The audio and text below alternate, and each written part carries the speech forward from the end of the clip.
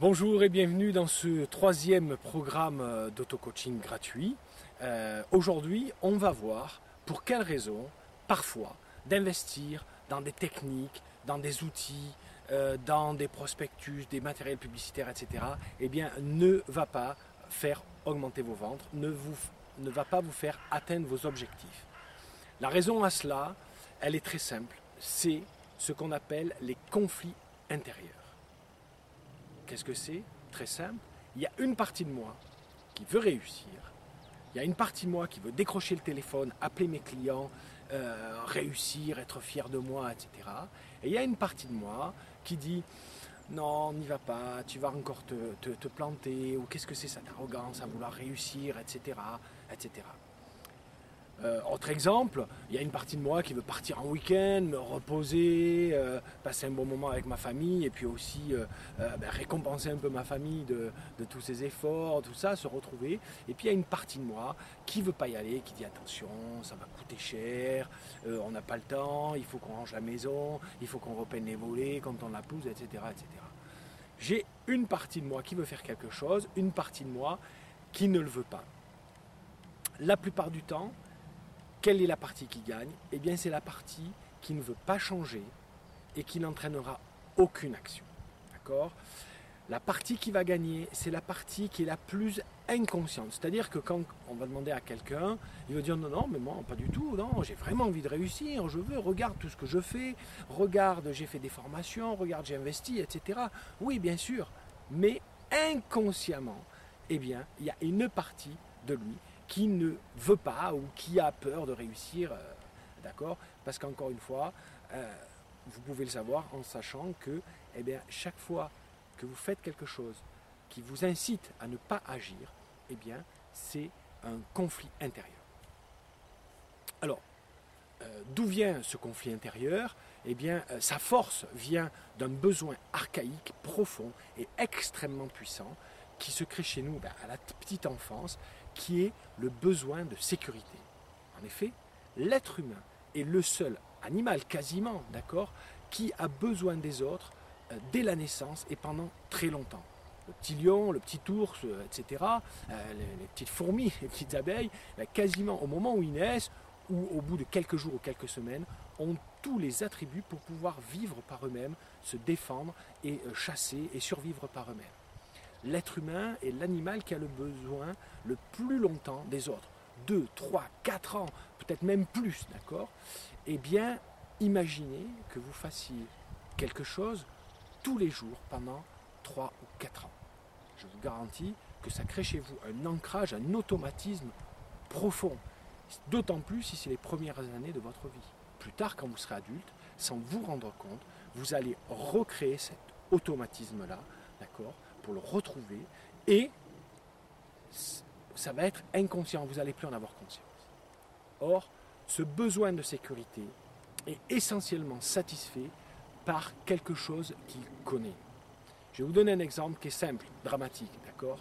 Les femmes battues sont souvent des personnes qui, dans l'enfance, ont été maltraitées violemment ou psychologiquement, etc. Et on se dit, mais pourquoi elles restent aussi longtemps alors qu'elles sont battues?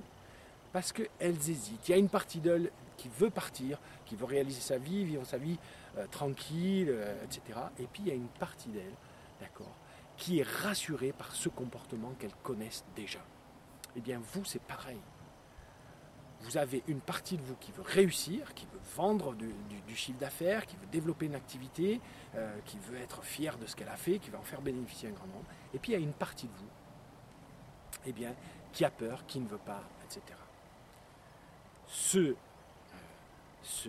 Cette dualité intérieure, d'accord, explique en grande partie pourquoi les deux premières stratégies que j'évoquais, avoir le focus et avoir les bonnes stratégies, eh bien parfois ne marchent pas. D'accord ? Mais si vous faites les trois, et notamment cette dernière que vous la basculez à votre avantage, eh bien je vous garantis qu'après le succès va être facile. D'ailleurs, regardez les gens qui réussissent. J'ai l'habitude d'interviewer, d'observer et de travailler avec des gens qui ont réussi dans le sport, dans les enfers, dans le spectacle, au niveau de leur vie familiale. Ben, c'est des gens qui n'ont pas de conflit interne avec eux-mêmes dans le domaine où ils réussissent. D'accord ?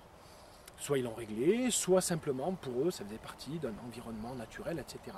Donc véritablement, c'est le dernier point à régler pour passer à un niveau supérieur et pour enfin réussir avec facilité. Parce que pour eux, ça peut presque, quand vous les observez, vous dites mais ça peut presque paraître facile. D'accord ? Les gens pour qui c'est dur, ils sont dans la galère, et c'est très dur parce qu'ils sont plongés là-dedans, ils sont noyés dans leur conflit intérieur. Alors maintenant, 2 erreurs à ne pas commettre pour régler votre conflit intérieur. Le premier, c'est de le nier.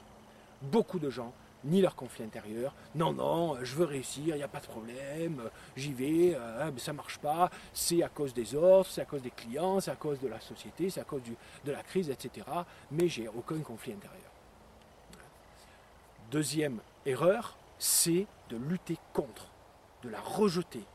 J'ai bien identifié que j'ai un conflit intérieur, qu'il y a une partie de moi qui n'aime pas l'argent ou qui a peur quand les gens réussissent, ça devient des salopards, etc. Machin. Mais je le rejette. Je dis non, c'est pas vrai. J'ai une petite voix intérieure qui me fait ah non, n'y a pas Nico, tu vas te planter. Je la rejette, je le fais quand même. Imaginez quand j'ai marché sur le feu, d'accord, que j'ai pas écouté ma petite voix intérieure qui me dise Nico, va pas marcher sur le feu là, t'es pas prêt, d'accord. J'y serais allé quand même, je me serais brûlé. Il y a des gens qui se jettent quand même dans les affaires alors qu'ils ont peur, ils ne sentent pas. Qu'est-ce qu'ils font ? Ils font faillite.